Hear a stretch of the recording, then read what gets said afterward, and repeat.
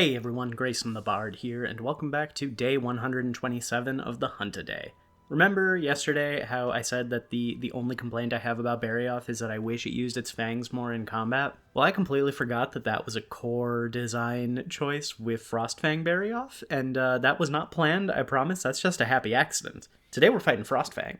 Frostfang is one of the best examples of a variant monster of a relatively early game, not early game, like mid-game monster turned into an end-game threat done right. Frostfang Barioth came out relatively near the end of Iceborne's content cycle, and it is such a fun fight. It's a really good design. It takes a aspect of Barioth that kind of gets put on the back burner a little bit in the base form and amplifies it up to 11. The base form of Barioth uses ice as a hindrance. It uses it to troll you around, to give you the ice blight. It uses it more defensively than offensively.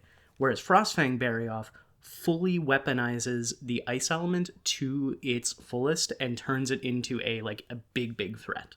To my understanding, Frostfang Barioth is a old Barioth, so it is very similar to monsters like Savage Deviljho or Furious Rajang, where they are not necessarily subspecies. This is still just a Barioth, but this is what happens when a Barioth reaches a certain age. And you can see that in its design, how its fur has gotten longer and a little more, not matted, but more shaggy. It has kind of let itself go in the grooming capacity. Its face is whiter and a little duller. Its fangs are definitely duller and crusted over with ice. It looks old, but it still looks powerful, and I love that for him.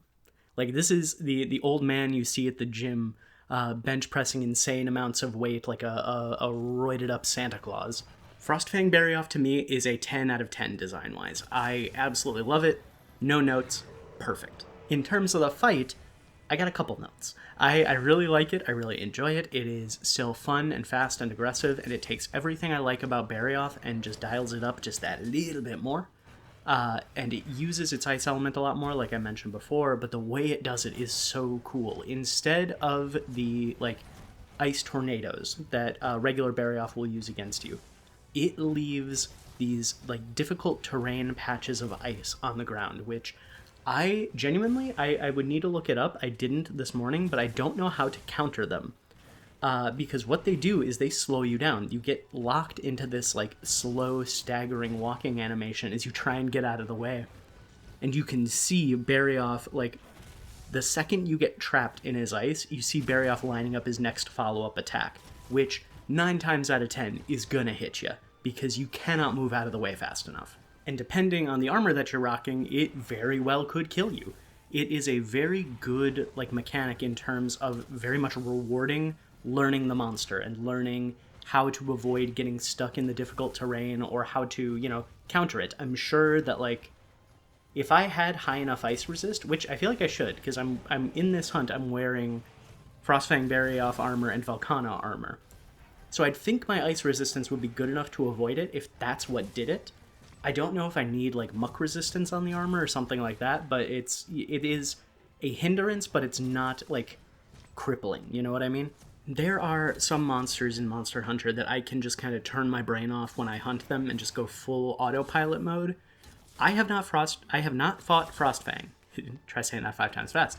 As much as I have regular Barioth or some other monsters in even Monster Hunter World. You can see I still have to pick up tracks to find this thing today.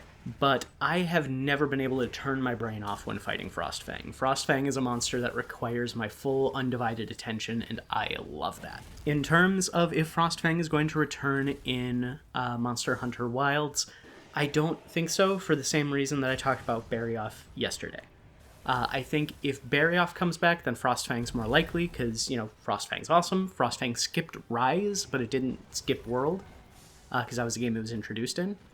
But again, I have not personally seen any ice-based areas in Monster Hunter Wilds, so I can't say for sure.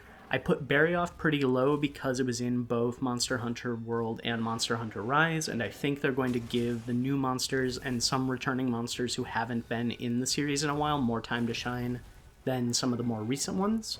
So I'm gonna put Frostfang a very low 1 out of 10 to return in Monster Hunter Wilds. I don't think it's likely at all, unfortunately.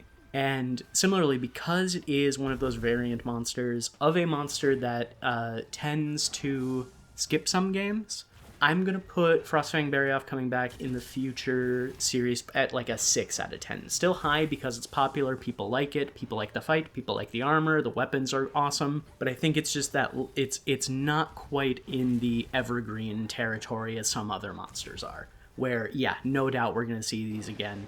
Frostfang Barioth could slightly run the risk of entering the Goble and Giganox territory of, they got lost at a traffic stop and are being forgotten forever. Hopefully not. I would love to see him again. That's where I'm going to be wrapping up the ramble for today. Please stick around until the end of the hunt if you can. Like, comment, and subscribe if you want to. I still want to try and get to 600 before Monster Hunter Wilds release. So please, if you haven't already, please do so. If you want to, don't if you don't. And until next time, I'll see you next time.